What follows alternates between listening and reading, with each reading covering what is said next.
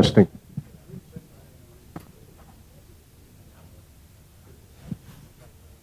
Hello, and welcome to this final ISTEC Distinguished Lecture for the fall semester of 2016. We are very privileged today to have a very distinguished speaker, but before we get there, let me say a few words about ISTEC in case some of you are not familiar with us. My name is Edwin Chong. I'm the director of ISTEC, which is CSU's Information Science and Technology Center here at CSU. We cover all things information sciences and technologies, ranging from research, education, and outreach, as well as industry interactions.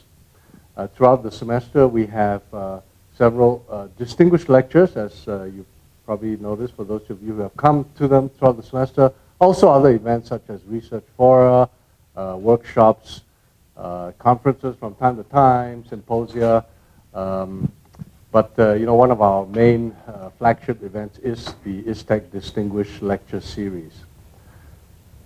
Now, I would like to have Jim Folkestad come up here and introduce our ISTEC Distinguished Speaker. Jim is from the School of Engineering and a longtime participant, School of Education, and longtime participant in ISTEC, also the director of CEOL, the Center for Analytics in Learning and Teaching.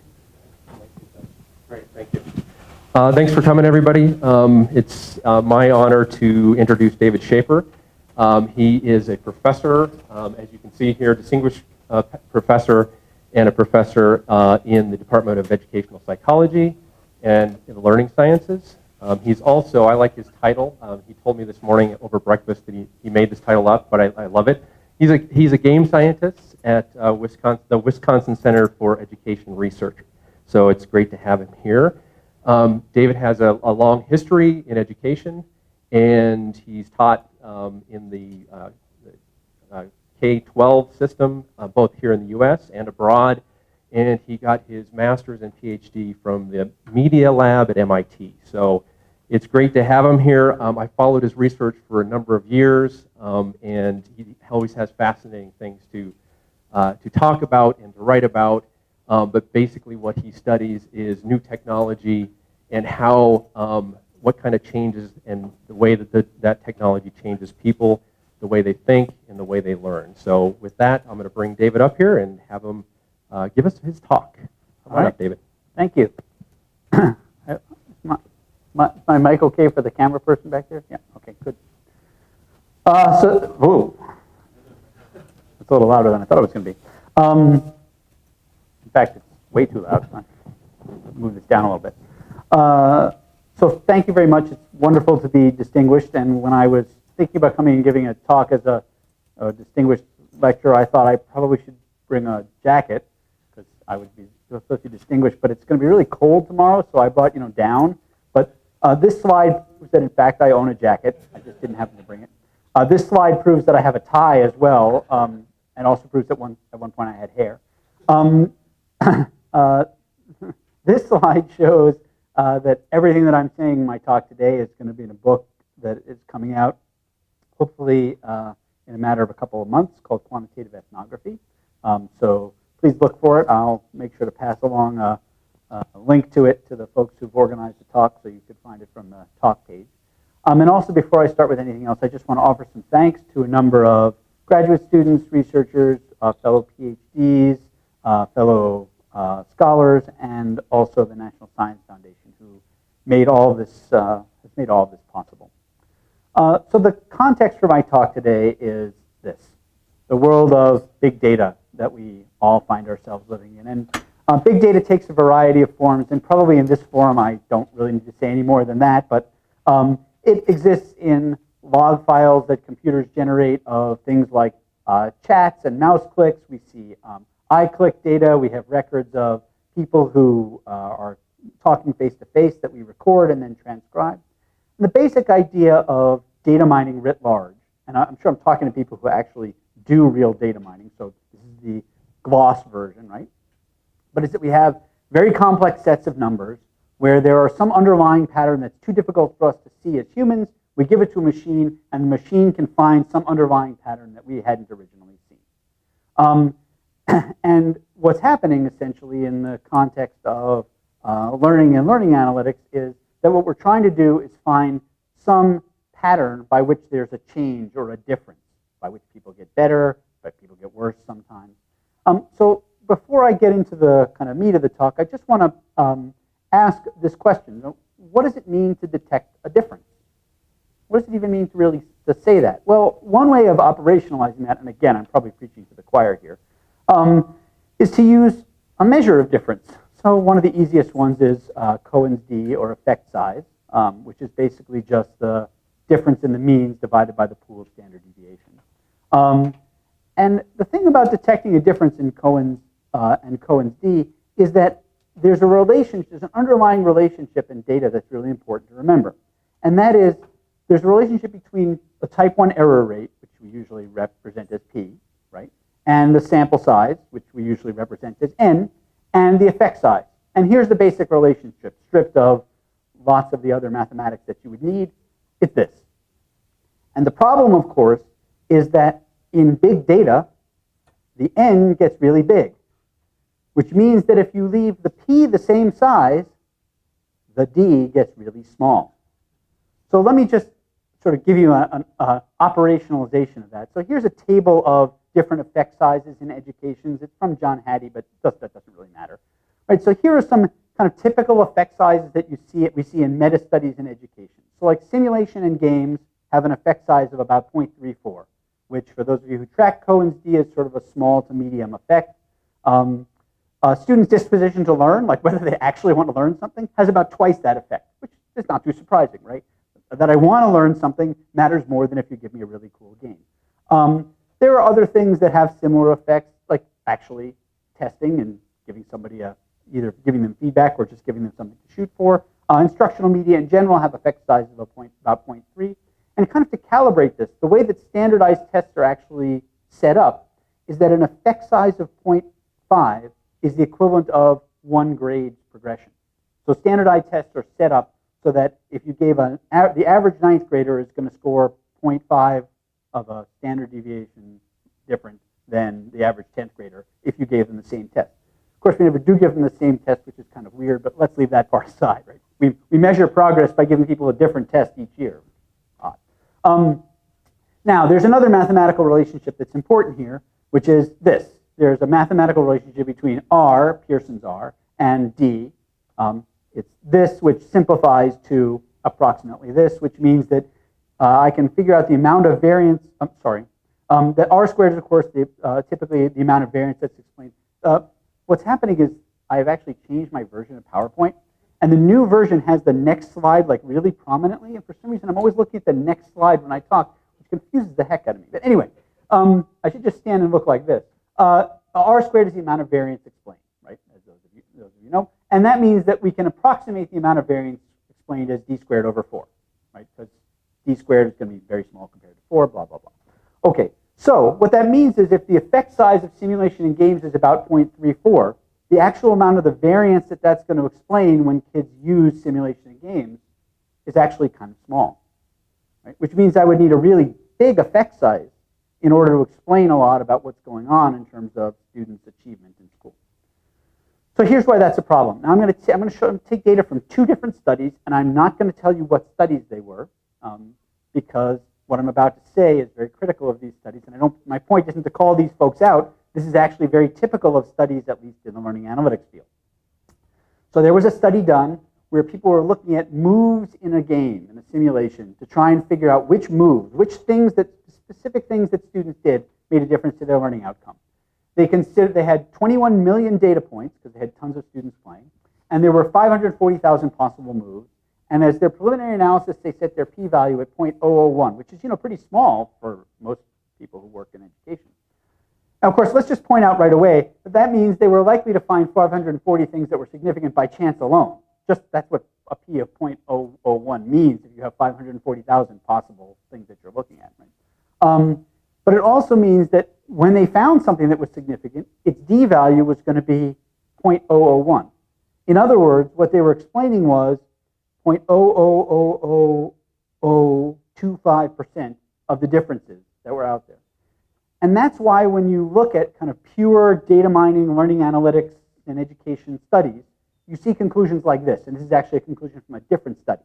This is the conclusion I'm about to pull is an actual line from a report about the PISA data.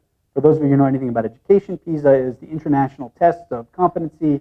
People decide whether or not Finland is the best education system because they have better PISA scores. That's sort of the way this is used. Okay, so people mine the PISA data, millions of students have taken the test, and their conclusion was those students who are socially and economically less advantaged, have high anxiety towards mathematics, and a low self-concept in mathematics, but still are clearly above average attitude towards school, are girls who perform below level 3. Okay, now, I'm a native speaker of English, and I'm pretty sure I don't know exactly what that means. And I'm a teacher, and even if I knew what that meant, I don't know what in the world I would do with that information, right? It's not actionable. The point of all of this is that simply taking data and throwing it into statistical machinery is likely to get you nonsense. Right? Good learning analytics requires some theory of learning. You actually have to think about what variables to consider and what models are appropriate to use. So if I'm going to tell you about the kind of learning analytics that I do, the first thing I have to do is tell you what's my theory. Here's my theory, is that learning is actually about enculturation. It's about learning to think about things and act the way that people in some particular culture do, whether that's a culture of engineers or data scientists or education researchers or teachers or urban planners or whatever the field might be. Right? Learning is about becoming enculturated. The problem, of course, is that if what we're trying to figure out is culture, all we have to work from as learning analysts is effectively a log file. In other words, we have a set of observable actions. What we want to do is get to their interpreted meanings. And unfortunately, we can't go directly from one to another. I can't just look at a log file and go, oh, that's what's happening, and tell you a story. I mean, I could if I was enculturated as a log file reader, but that doesn't really exist in the world. Right? And we can do that ordinarily. Ordinarily, I walk into a cocktail party, and usually I can figure out what's going on. I actually happen to be terrible at cocktail parties, so I'm bad at doing that. But right, if I'm enculturated, I can sort of figure out what's going on. But we don't have that ability here. Right? That's disappeared. So we need some intermediate tools that will get us from one to the other. Here's one of them. It's the concept of a discourse, or what Jim G calls a big D discourse, which is a particular way of talking, listening, writing, reading, acting, interacting, believing, valuing, feeling, and using objects, symbols, images, tools, and so forth. Right? So you can think of the big D discourse as kind of the structure, the grammar, if you will, of a culture. And that big D discourse is composed of a number of things. It's composed of the knowledge, the things that somebody knows. So if you're a fighter pilot, you actually have to understand how to read the controls of your plane. It has to do with skills. So you actually have to be able to use your hands and your mind in particular ways to accomplish tasks. But it also includes values. You have to care about certain things. And it includes judgment. You have to make decisions in certain ways. And all of these things, the knowledge, skills, values, and judgments, we can think of as codes. Codes are things that we can see in the data and that are meaningful within the discourse. In other words, what's happening is we can go from the log file to the code. We can look for the specific things that we know matter in the discourse in the log file. And our hope is that we can get from the discourse to the culture, because the discourse is the grammar of the culture. The problem is we can't directly go from here to here either. Right? We need yet another piece of machinery in order to do that. By way of explaining what I mean by that, and also by way of explaining what I mean by codes, so I grew up in New York City. So when I see like a patch of dirt or mud, what I think of is, if I walk there, my shoes will get dirty. Because that's the way I was enculturated. Charles Goodwin, who studies and archaeologists, argues that what an archaeologist sees when they look at a patch of soil is the potential for things that exist, markers of things that exist in the past, like a post hole. And the way that archaeologists do this is they actually carefully dig up the soil, and they take samples of the soil, and they grade the colors using something called they take the soil and they grade it with something called a Munsell color chart. Right? And they use this Munsell color chart to infer things that might have existed in the past, like a post hole, because apparently, I know nothing about this really, but apparently post holes, when they degrade, leave a different color soil than the soil that had been around them, for the obvious reason that there was a post there and it had a different material. In other words, all of these things are examples of codes. But the point that I want to make here is that these codes don't exist independently. For the archaeologist, soil takes on meaning in part because it's the thing that you analyze with the Munsell color chart. And the Munsell color chart takes on meaning in part because it's the thing that you use to analyze soil. And it takes on meaning in part because it's the thing that you use to understand post holes. In other words, within a culture, knowledge exists as these sort of isolated fragments, but understanding is the way in which those things have been connected. If we take this back to our idea about discourse, right, it's not just a set of isolated codes. What we care about is the way that those codes are connected to one another. In my work, I've called this an epistemic frame. And you can think of it like a pair of glasses that you put on when you step into a particular culture. And we all have multiple frames, right? So right now, I'm standing up and giving a talk, and some of you are nodding, and some of you are taking notes, and some of you are daydreaming. Some of you are surfing the web, probably. And this is all kind of acceptable within the epistemic frame of academia. When I go home to my kids and do this, they think it's really weird, right? This is not the way that they expect to interact with their dad, because we all have a different epistemic frame, and I act in a different way accordingly. In other words, if we go back to our diagram, right, the codes have a certain set of connections to them. We can use that set of connections to understand the epistemic frame, the way in which these things are systematically related, and that gives us a mapping of the discourse. And that's a way of understanding the culture by way of taking this kind of big data that we get and attributing appropriate meaning to it. In order to do that, though, I have to have some way of systematically dealing with log files. I'm going to use an example from some of the work that we do, the games that we produce. I didn't include a short video of the game, so let me just briefly explain. This data is coming from a game called Nephrotex, where students work as virtual interns at an engineering company to design a kidney dialysis membrane. They work in teams, they communicate with each other in their team, and they communicate with virtual non-player characters in the game, so their boss and clients and other people. They design several iterations of the membrane, they send them to a lab for testing, they get feedback. This is a game that's trying to simulate what would happen in a real internship. Critical to this is that they have a chat window, a persistent chat window, and all of their communications with each other and with their mentors take place in this chat window, which means that when they're done playing the game, or actually at any time along when they're playing the game, we have a log file that's a record of all of the chats.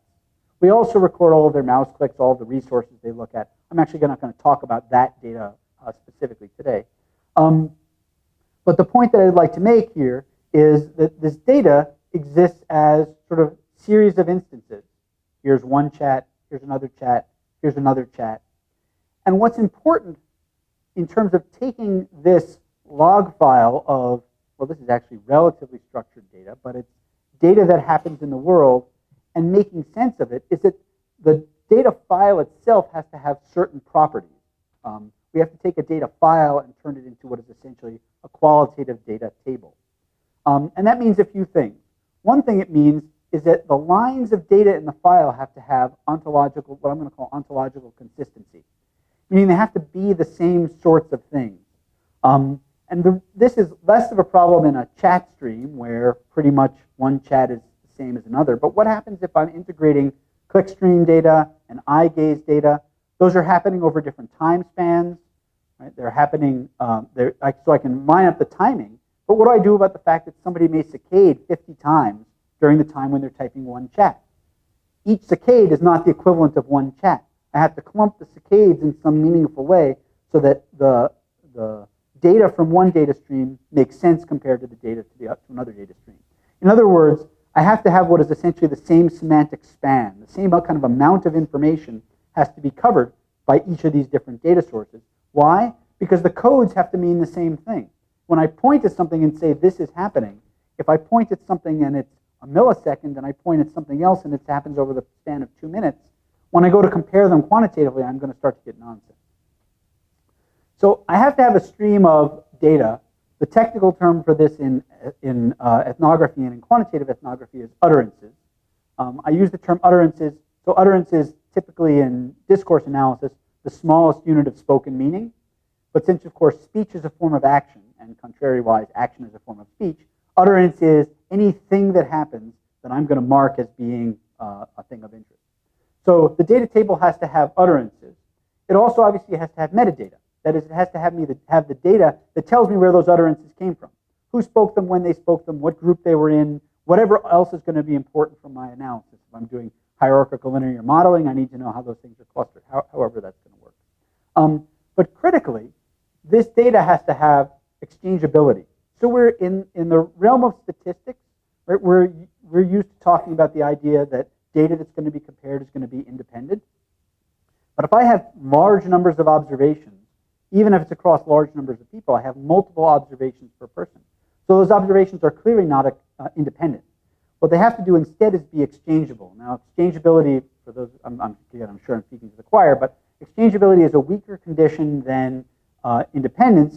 It essentially means that they're insensitive to permutation. So an easy way to think about that is I have to have enough information so that I could shuffle all the lines in my file and the analysis would run the same. And what it produces is essentially data that's conditionally independent. Right? So it's independent, conditional on the metadata. Another way of putting it that is that I have to have appropriate control variables.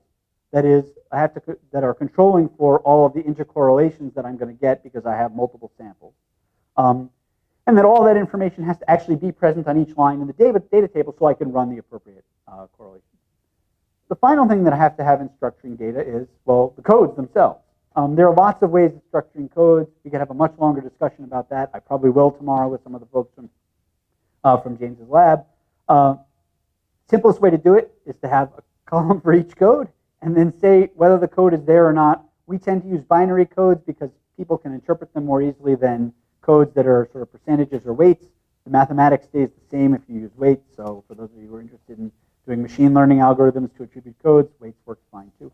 The thing about codes, though, is however it is that I code, essentially, right, I have this problem, which is do the codes actually mean anything? Now, the typical way that we do that is by getting more than one person or process to code. We could use a human and a machine, or 2 humans, or 2 machines sometimes. Right? But at some point, what I get is a very long string of ones and zeros, or at least a hypothetically very long string of ones and zeros. And I have to decide whether those are similar. Now, the way we typically do this is by taking what we call a test set. Right? We take a small set of the data here. Oh, sorry. That's the slide I wanted. We take a test set, a small set of the data, and we compute some statistic as to the rate of agreement. In my field, we use kappa. Some people use percent agreement. We can have some words about percent agreement for those of you who use it. The bottom line is don't. But there are lots of other statistics, all of which basically have the same process where you measure some statistic in the test set, and then you try and determine whether the agreement between the raters overall is good. And usually what we do is we say if the agreement in the test set is over some threshold, then the agreement overall is good and everybody's happy. In my lab, we call this the common method. We call it the common method because, well, it's what everybody does. So we actually did a meta-analysis. I'm going to show you the data from 2 journals. We've done some more journals than these. Journal of Learning Sciences, Journal of Computer-Supported Learning. We've looked at the Journal of Learning Analytics, Educational Data Mining. What we saw was there are 44 articles that use kappa. They've computed 141 kappa values. Yeah, somebody's laughing because they know what's going to come next. The number of times that they did a statistical test on kappa, 0. Now, let me tell you why that's a problem if you don't already know, right? So let's say I was interested in whether or not people at the University of Colorado were taller than 6 foot tall on average. Well, I have a bunch of people from the University of Colorado, so I'm going to measure all of your heights. And if the average of all of your heights is over 6 feet, I'm going to conclude that everybody at the University of Colorado is over 6 feet tall. Wouldn't that work? Well, no, it would be silly. But that's essentially what we do with inter-rater reliability. So we did a Monte Carlo study to see, well, how often is that a problem? So essentially, we looked at various frequencies with which codes occur, because it turns out that most inter-rater reliability statistics are sensitive to frequency. And then we looked at the test set lengths. And we went from really small, nobody really does just 20 items in a test set, to really big, nobody does 800 because even the most hardy graduate student gets tired of coding 800 excerpts at a time for every code. And then we generated a bunch of test sets that had the appropriately random kappas. We took a sample from each test set, right? So from each of these big code sets, we took a sample, computed its test set statistic, and compared that to the real kappa. We basically just simulated the whole thing and said, well, how often would you be wrong? Yeah, it turns out a lot. It turns out you'd be wrong an awful lot. So for example, if you had a code that occurred at a frequency of 0.1, which is like really high, actually, if you think about it. This is something that 1/10 of the time happens when people are talking. Well, there isn't much that happens 1/10 of the time except maybe asking a question, and even that's really easy to detect. So, but even at 1/10, and even if your sample size was 200, you're likely to be wrong more than 10% of the time if you take a sample of 200 things, compare them, and compute Cohen's kappa. You'd have to get all the way up to a test set of a size 800 for something that occurs 1/5 of the time for this method to work. Now, I just want to pause for a second and let that sink in because you folks are data folks.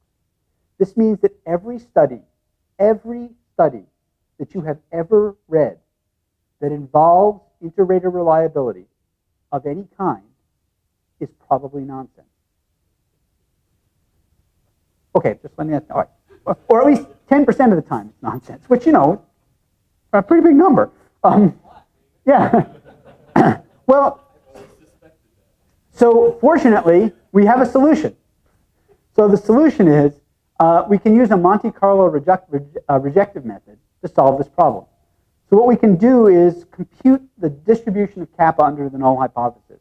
That is, given a particular frequency with which a code occurs, and given a particular test set size, we can, by a Monte Carlo simulation, create a large number of sets where the kappa is known to be less than the threshold. We systematically sample a test set from each one of them, and we create a distribution of kappa, the kappa that you would likely see in your test sets under the null hypothesis. I usually have more slides to explain that, but I'm trusting that in this group you guys get that. Right? Then what we're going to do is just compare our observed kappa to this distribution that we've generated using a Monte Carlo method. And it turns out that if the distribution is, if that observed kappa is likely to occur less than 5% of the time in the null hypothesis distribution, then we would conclude that, in fact, our raters are in agreement. We call the statistic rho. So rho is essentially provides an estimate of the type 1 error rate for generalizing from a test set. This has been implemented as an R package called ROR, R-H-O-R, capital R, because R cares about capitalization. I encourage you to download it. There's good documentation. If the documentation doesn't work, send us email. Really easy to use. You essentially just give it the data that's in your test sets, and it will tell you whether or not your inter-rater reliability is statistically valid. It can tell you things like what's the minimum test set size that you would need in order to get valid agreement at this frequency rate, and so on. We've also built a tool called the encoder, which facilitates this whole process. Basically, what the encoder does is uses regular expressions, so keyword and key phrase matching, to do automated coding. You seed code with a set of regular expressions. You then code some data. The encoder lets you resolve the differences between what you coded and what it coded. You can, when you resolve those differences, you can add or subtract words. You can create new regular expressions. It gives you what we call a training kappa, so you can actually see. I could always fix phrase of text data to match some set of regular expressions. I can add a regular expression to make it match. But when I do that, right, it's just as likely that I'm going to make the kappa for the whole set go down as up, because I could add a word that fixes this expression but not the thing as a whole. So the training kappa helps you track that. You can invite a second rater, so you can get human-human and human-machine rating. So it's valid not just in terms of one person, but in terms of two people. So this is available online. You can Google it or, again, send us email. This is what I like to describe as uber beta. So this is sort of use at your own risk. The ROAR package works just fine. I want to make one more point before I finish with coding, which is that all of the codes that we've been talking about so far are examples of what I call primary codes. Excuse me. What a primary code means is it's something where I can point specifically at something in the data, large or small, and say, here's my evidence that this phenomenon is happening. And there are lots of primary codes out there in the world, but that's not the only kind of code that there is. If we want to capture meaning, sometimes we also need what are called derived codes. So let me give you an example of a derived code. Derived code is just a code that is formed from one or more primary codes. So for example, one of the codes we use is for epistemology, which is ways people make decisions and justify action, judgment, basically. And it turns out, whatever that is, about 20 regular expressions capture making decisions in English pretty well. And it's things that you'd expect, like thus, because, if you're looking at chat, words like that. In our Nefertec simulation, we also care about people using data. And here, the set of expressions is, well, it's both a little bit longer and a little bit more complex. And it includes some things that are specific to this domain, like device specifications, because they're building devices. The point is that we can code for each of these things separately and then combine them and get a code for database decision-making. Database decision-making is an important part of being an engineer. We find that somebody's doing database decision-making because we see them talking about making a decision and talking about data. And it turns out that most of the time when you're doing that, you're using the data to make a decision. Okay, so we've talked a little bit about this, about the code part. The next thing we need to talk about is the connection part. Now, when I talk about making connections, the easiest way to think about connections is to think about network, right? The ways in which things are systematically related to one another. So my job for the remainder of the time that I'm talking is pretty much to explain to you how we take these codes, which we've now validated using ROAR, right, and show and induce the network of connections between them. Now, sometimes students make this easy for us, right? So here's a record of chat, and in this virtual internship, a student might say something like, I'm wondering, did anyone have a prototype that was able to meet the internal consultant's recharge interval, or is that something that we might not be able to accomplish and focus on more important characteristics for the workers, such as payload and agility? We love it when people say things like this, because look, they're talking about performance metrics, and they're talking about design trade-offs. And what they're doing is making a connection between performance metrics and design trade-offs, which, not surprisingly, is an important thing that engineers do. But connections like this don't only get made within one line that somebody said. We call these smoking guns, right? It's like, boom, the connection's right there. But in a log file, right, the codes are often distributed, and the connections may be between one small thing that somebody says and the things that people were just saying previously around them. So in order to account for this, we need an intermediate layer between the lines of data, right, and kind of the conversations of the data set as a whole. Borrowing from the work of Jim G. and from poetry, we call this a stanza. So a stanza is a collection of lines that go together. And you can think of this like a stanza in a poem. So this is one of my favorite poems, The Walrus and the Carpenter. Right? And you can see this is broken into stanzas. So this stanza here, the moon was shining sulkily because she thought the sun had got no business to be there after the day was done. It's very rude of him, she said, to come and spoil the fun. Those lines all go together because they're all lines about the moon.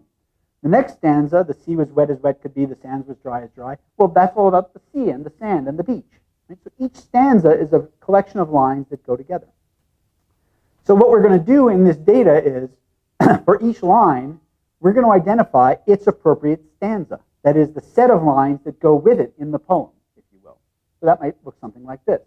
And then the connections that we make are the connections between the things that were said in that line and the other things that are in the stanza. Notice that it's not connecting the things, everything within the stanza. It's only connecting from this line up to the rest of the things in the stanza. That means that this stanza represents the connections that were made by player number 132, whoever that player is. Similarly, this player, player 87, is making just one connection. He's actually connecting back to the thing that player 132 said earlier in his stanza. Now, one question you might be asking is, well, how do you know how big to make the stanza? That's a pretty good question. So to do that, we borrow a concept from discourse analysis called deixis, right, which is relationships between things. So in this little 3-line snippet, right, Sam says, but we already know those why, so why are we doing those prototypes again? So the why are we doing those prototypes again is essentially the question that Sam is asking. And 2 lines later, Dylan says, I just talked to Fliegel and she said we should create new prototypes for each material. Right? And so this answer is referring to that previous question. So for each line in the data, we could actually go and we could see, well, what other lines is it referring to? And in particular, how many lines back is the furthest thing that it's referring to, its furthest reference? Well, here's what that data looks like. Right? If you go through and you take a sample of the data, we can see how far back the terms of talk go. And it turns out if you go back about 6 lines, you're going to catch about 98% of the reference, which means that the stanza size is probably something like 6. Yes, absolutely. I wasn't going to. So we do. I mean, it's domain specific in the sense that the exact number depends on the domain, and actually it also depends on the context. So if this is a threaded discussion, it's probably smaller than 6 because you don't actually look back that far in the thread. But it usually isn't 20, and it can get down as low as 1 in a threaded discussion. But it's going to be somewhere in this range. It's not infinite. But the point is you can determine it empirically. So what that means is we're going to take the coded data file, right? And for the specific line that we're interested in, which in this case is at the bottom of this stanza, we're going to look at all of the other lines in the stanza and see what they were coded for, and then see what the line that we were just looking at is coded for. And now we're going to create a matrix where we say that the thing that we just said is connected to everything else that was said previously in the stanza. We actually make it symmetric for reasons that are, I'm not going to say more about other than that it makes some of the visualizations later easier, and there are some reasons conceptually why you'd want to do that, but you don't have to do this part. Fill in zeros. We zero out the diagonal because, in fact, we don't care that things are connected to each other. Everything is always connected to each other, to itself, big deal. And that gives us a matrix that represents the stanza for that specific line. So now essentially we get one what we call adjacency matrix per line. There's one matrix per line of data that says all the things that it's connected to. And so now I can take my original data and represent it as a series of matrices. So now if I want to understand any one person's contribution to this group discussion, I just look at the matrices that correspond to his or her line. I take just those matrices, and I add them up, and I get a cumulative adjacency matrix that shows the strength of association, all the different connections that I've made over time, that I've made, or that blue person has made over time. And what this matrix is going to the matrix is symmetrical, as we said. And what this matrix represents is that each number shows the number of stanzas in which both of these codes occur, which is the same thing as the number of lines, the way that we've done it. Yeah?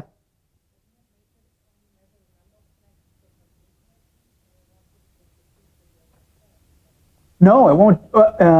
It won't. Well, so there's a complicated answer and a simple answer to that. Let's do the complicated answer at the end if you still want to follow up.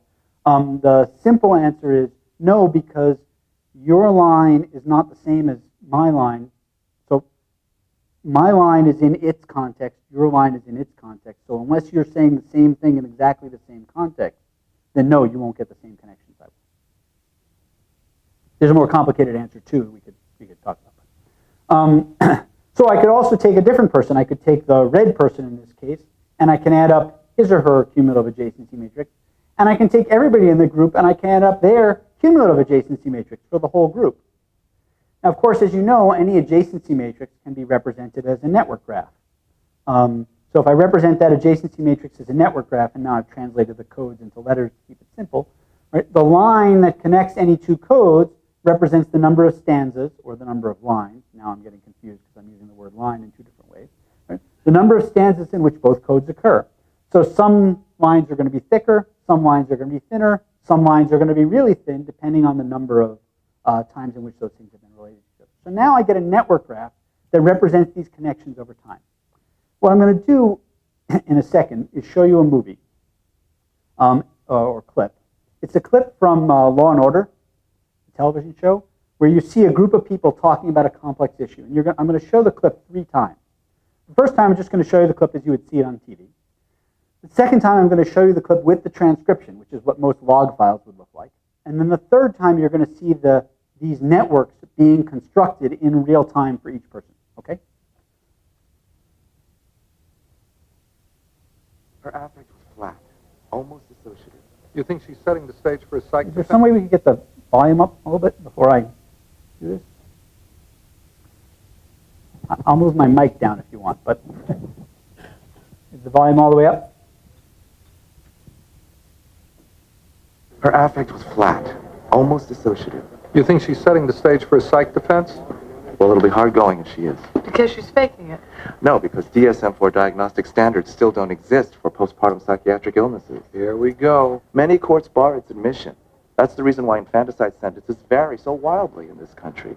Some women are given the death penalty, and others are given probation. You think postpartum depression should excuse murdering your child? It's not depression. I think she's suffering from postpartum psychosis. Giving birth made her crazy. It's a hormonal imbalance stemming from pregnancy. Its onset can be quick and severe. Its symptoms include agitation, hallucinations, delusions. The Andrea Yates defense. Look, the only thing making this girl crazy is the baby's father. I don't know what part he played, but I know that he's involved. Oops. Why did that do that? Her affect was flat, almost dissociative. You think she's setting the stage for a psych defense? Well, it'll be hard going if she is. Because she's faking it. No, because DSM-4 diagnostic standards still don't exist for postpartum psychiatric illnesses. Here we go. Many courts bar its admission. That's the reason why infanticide sentences vary so wildly in this country. Some women are given the death penalty, and others are given probation. You think postpartum depression should excuse murdering your child? It's not depression. I think she's suffering from postpartum psychosis. Giving birth made her crazy. It's a hormonal imbalance stemming from pregnancy. Its onset can be quick and severe. Its symptoms include agitation, hallucinations, delusions. The Andrea Yates defense. Look, the only thing making this girl crazy is the baby's father. I don't know what part he played, but I know that he's involved. So that's what most of us would be looking at when we were looking at data. Here's the epistemic Her affect was analysis. flat, almost dissociative. You think she's setting the stage for a psych defense? Well, it'll be hard going if she is. Because she's faking it. No, because DSM-4 diagnostic standards still don't exist for postpartum psychiatric illnesses. Here we go. Many courts bar its admission. That's the reason why infanticide sentences vary so wildly in this country. Some women are given the death penalty, and others are given probation. You think postpartum depression should excuse murdering your child? It's not depression. I think she's suffering from postpartum psychosis. Giving birth made her crazy. It's a hormonal imbalance stemming from pregnancy. Its onset can be quick and severe. Its symptoms include agitation, hallucinations, delusions. The Andrea Yates defense. Look, the only thing making this girl crazy is the baby's father. I don't know what part he played, but I know that he's involved. What we get is 3 different networks that represent the perspectives of these 3 different people accumulated over time. Now, of course, the problem is, so we can compare a couple of those, but if we wanted to compare a larger number of them, then we're in trouble because comparing networks is a non-trivial task. One way to do this is to think about these networks as if they're physical objects and imagine that we were constructing their centroid or the center of mass, right? So we actually hold it up and find out where it balances. The centroid is the place where it balances, where all the forces are in balance. And every network, of course, has a unique centroid. So if I have a different network, it's going to have a different centroid. So what I'm going to do to think about those centroids is take the adjacency matrices, and I'm going to treat them like they're a vector. So I'm going to look at the top, the upper diagonal, and I'm going to project that into a high-dimensional space, where essentially every pair of coordinates is one of the, every line is one dimension in the space, every cell in a table which corresponds to every pair of codes. So now I'm going to get a whole bunch of lines in the space. I do have a normalization problem because these 2 lines look like they are far apart. These 2 lines also look like they're far apart, but they probably should be close together because the arrows are in the same direction. All it means is that the magnitudes of everything are the same. So if somebody talked a lot, they would get a longer vector, but those should be similar. So we norm them to a sphere. And then we just do a dimensional reduction. There's lots of different ways you can do a dimensional reduction. We have a couple of good ones. SVD is a good start. So essentially, what we're able to do is take each network and project it into the space so that the point of the network is represented by it represents the dimensional reduction of the co-occurrence matrices. Then we're going to place the nodes of the network so that the points in this dimensional reduction correspond to the centroids of where the networks are located. And we do that by optimizing the node positions. So I can say a little bit more about the math of that, but that's essentially solving an optimization problem. So that's the way that the ENA is going to solve this problem of comparing multiple networks. And let me just show you a small data set to give you an example of how this works. So this is data from 50 students. There are 25 advanced, 25 novice students who were playing Neferdex, the game I was describing. Here's what the ENA tool looks like. It lets you upload the data file. You can tell it what groups are in conversation, because obviously in a data file you could have multiple groups, so you have to disambiguate which lines are actually potentially related to other lines. You tell it what the units of analysis are. You tell it what the codes are. You tell it what the size of the stanza window is that you're working with. And you get a model like this. So meet Devin. Devin is one of the students who was using Nefertex. And this is what his epistemic network looked like when he was playing the game. Now, this looks like a pretty reasonable network for an engineer until we compare it to, say, Madeline's network. We can see that Madeline's network is both more richly constructed, and it includes some things that Devin didn't like. Well, you know, making decisions based on data. That's what e-data is. It's epistemology of data. That's the code. And also like caring about the client, which, you know, kind of matters.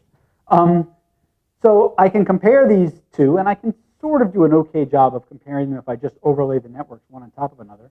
But better is if I look at the centroid of Madeline's network and the centroid of Devin's network, and I compare those, because now I can actually forget about the network part of the representation, and I can compare large groups, the people who are like Devin and the people who are like Madeline, which turns out to be the novices and the advanced students.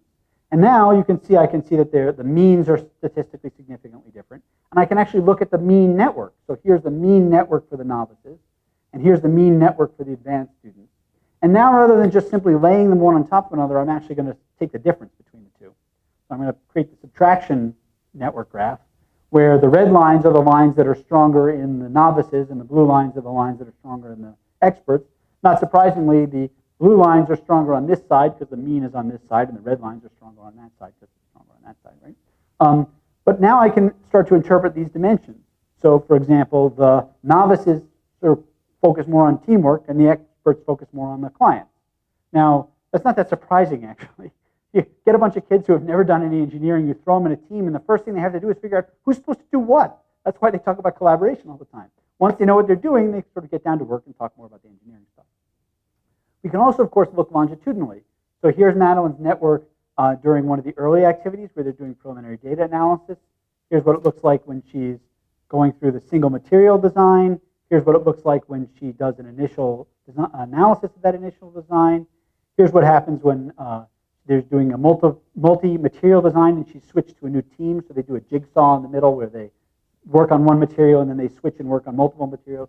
Not surprisingly, now the collaboration thing comes in because now there's a bunch of new people that she has to work with. And this is what it looks like by the final design discussion. And so now we can see longitudinally the way that network develops, but also if we look at the position of the centroid over time as it moves back and forth across the x-axis, we can actually look longitudinally at the experts and the novices. We can see where in the simulation their paths diverge. We can see what the signature of expertise in novicehood looks like. We can, in this case, construct I think that's twice the interquartile distance, right? So we can get a sense of who outliers are. So we can look at one student and say, yep, that student looks pretty much like what a novice would do. Oh, yep, that student looks pretty much like what an expert would do. Oh, that student, that's actually Devin, by the way, right? Devin is like, he's off the charts compared to everybody else.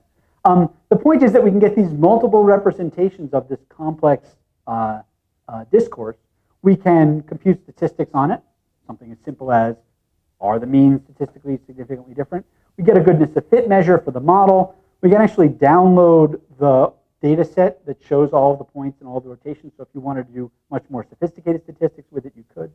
But I want to highlight one critical feature of this, which is I take these representations, right? And this is a very abstract representation of a large number of students over a large number of times. Right? This is thousands of lines of log file data that's been compressed to tell me that the novices talk about working on teams. Big surprise, right? But when I click on it, I get a representation of the underlying network. So each of those points is represented by an actual network, and I can see the network that positioned that point in space. If I click on one of the lines of the network, I can actually see the data itself, the coded data that led to that assertion. You can see the different windows. Those are the actual stanza windows that have been used to compute this data. And I can look and I can see what it was that was happening at that point in time that led to the chain of assertions. In other words, I can close what we call the interpretive loop. I can go all the way up through this chain of theoretical and data management extractions, all the way up through the codes and the combinations and the epistemic frame and the discourse, and see my conclusion about culture, and then I can go back to the actual specific things that led to that conclusion. I can make my data mining or my learning analytics grounded back in the data. And this, I think, is a critical property. Not just that there's a theory that guides the whole loop, but that loop gets closed so that I can close all the way back and see that, in fact, the thing at the very high level that I use to draw my final conclusion maps back to the things at the lower level. The ENA tool is available currently for free online. There's a website, which I'll give you the URL for in a second. We're actually redoing the interface, which is why I didn't spend more time talking about the interface. And we're going to be releasing an R version of it as well for those of you who have more sophisticated data analytic questions and don't want to have to upload your data and then download and so forth. The point is that ENA makes theory-based analyses of discourse to measure learning as enculturation. It's a tool that has a specific job that's based on a specific theory, but one that is well suited to the meaning making that, at least in the field of learning, we care about. There's the URL. We have a few minutes for questions, so let me stop. And thank you all. You've been a great crowd. I appreciate the people who have been nodding along the way, and I appreciate the questions as well. And I'm happy to take more of them.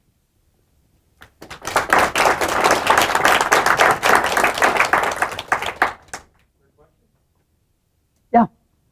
I can understand most of the steps, I think, of what's going on. The one I'm having trouble with automating is where you take the items from an utterance and automatically make a connection to the semantics within a stanza of other utterances. How do you do that? Yeah, so let me make sure that I'm understanding your question, because there are sort of two, so all of this obviously is about making an assertion between some specific piece of evidence, or pieces of evidence, and some meaning, right? That's the key to this. I didn't show this diagram, but there are essentially two statistical warrants that quantitative ethnography is providing. One is the warrant that the code itself corresponds to the meaning that you intend, and the other is that the link between the codes corresponds to the meaning that you intend. It sounded like you were asking about the link, not about the first one. Yeah. So when you showed that figure that said, okay, here's an utterance. I go back, 6 lines. So I've got all of these utterances that we need to analyze and say which words are connected to which ones, and that seems to require a level of semantic analysis that natural language processes are not capable of. Yeah, okay, that's a great question. Thank you for asking. And can people hear that well enough? I'll just repeat it quickly so if anybody's watching the video, they'll get it. So the question was, when you construct these stanzas and then you make connections within the stanzas, you're looking at making relationships between words that perhaps shows a level of analytic sophistication that natural language processing can't yet handle. Okay. Yes, excellent point. So the short answer is that that's not exactly what it is that we're doing. So we're doing something that has a similar. It looks similar when you draw the arrows, but we're actually doing something different. So what this is doing is it's making two classes of inferences. One is that within any given utterance, I can see some specific evidence that something that is meaningful within the discourse is taking place. The technical term for this is that, so just as there's a big D discourse, which represents the way that people talk, there are also big C codes, which are the things that are meaningful within that discourse. So that's things like collaboration, database decision-making, valuing the client. Those are big C codes. Those are the categories of things that matter in the discourse. So the first step is to say, I see evidence of those big C codes. We call those small C codes because they're operationalizations of the big C codes. So that list of regular expressions, those are small C codes that are operationalizing the big C codes. So what we're doing now is we're saying this line or these lines contain these big C codes, these classes of meaning. And the second step that we're taking, it borrows from an idea from natural language processing and linguistics, which is called recent temporal context. So the idea is that we all carry with us a kind of stack of the recent things that have happened that are in our common ground, right? So you just asked a question, right? And now I'm answering that question. And I don't have to repeat the things back from your question unless I start talking too long. Or if I start talking too long, then I have to kind of re-reference, I have to reintroduce things. If we're having a conversation and there are 5 or 6 of us, after 4 or 5 turns of the conversation, nobody really remembers exactly what it was that somebody said. I mean, we sort of remember, but we reintroduce it. So that common ground is kind of the stuff that's in the air that everybody still remembers before it's popped off the top of their stack. And the argument here is that when I say something or do something that has meaning, when I do something that's qualified as the big C code, it is connected to every other big C code that's in the recent temporal context. That's the stuff that's in the air, and I am implicitly or explicitly making a connection to it. And I'm doing that whether I explicitly reference it or even whether I'm saying something that seems to be totally disconnected from it, because if people are talking about X and I come in and talk about Y, it means that somehow in my crazy brain, I think that Y is an appropriate thing to say right now. So whether or not I intend it or not, I'm showing that I think there's some connection there. So we're not actually solving the much harder natural language processing problem. We're breaking it down into 2 different problems, each of which has a simpler solution that winds up producing something that looks similar. Now, is there fudge? Is there wiggle in there? Do we get it in exactly? Sure. But the same thing would happen if people coded by hand. That's why we have integrated reliability. Right? We're not going to get perfect coding, but we get pretty good. It doesn't matter if you do the subspace analysis, if that goes away, right? Some of it anyway, yeah. Hey guys, what about lunch? Not really related. Right. So some of those things will disappear because if it's not a big C code, if we said, look, that's a completely irrelevant comment, we don't pick it up because it's not even part of what counts. But if it's something that's in the domain and you're saying it, even if you seem to be coming from left field, it's called a dispreferred response. It's something that's not expected. It's not really appropriate, but it's still a response, even if it's dispreferred. You had a question. So you want more detailed answer now, or a different question? Yeah.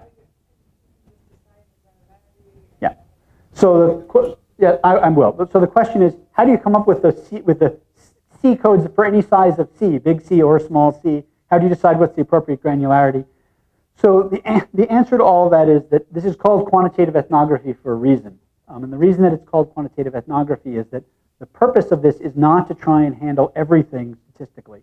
It's not to try and handle everything through data mining and data analysis techniques that a computer can do. A certain amount of it, and in fact I would argue the critical part, is actually done by a person who makes a set of decisions about what is the appropriate granularity in this situation, what are the appropriate codes to use. Now, there are techniques, as you know, that will look at a corpus of data and extract combinations of words that are sort of topic mining or topic modeling. And that's fine to do, but a person would still have to go back and say, yes, those topics make sense. Topic modeling has a number of other problems. I see I'm about to get the hook here. Topic modeling has a bunch of other problems which have to do with the integrated reliability part, because it generates a list of words, but now if you actually want to validate that list, you're kind of in trouble because you just have this list of words, and then once you start changing it, it's not exactly clear what relationship that has to the original topic modeling. So there are ways you can kind of bootstrap that process, but the point here is that ultimately meaning is constructed by a person looking at information and trying to make a judgment about the way that culture functions. And that what these tools are doing is providing ways of taking that essential claim and being able to work with much larger sets of data and being able to warrant what we call theoretical saturation. That is, I've looked at enough data so that if I looked at much more data of this same kind, I would see the same pattern that I already saw and just told you about. So the purpose here is not to replace a person, it's to provide machine tools that augment our abilities to make sense of complex data. And by way of closing, James and I were just talking about, you're now at the place where you can go to Microsoft's site and you can essentially upload data and just drag and drop 500 different machine learning algorithms and clusters and reanalyze them. And the problem is, right, if you're doing that in a completely atheoretical way, you will find a pattern. If you torture data enough, right, it will confess. The problem is that's not my line, by the way. But if you torture data enough, it will confess.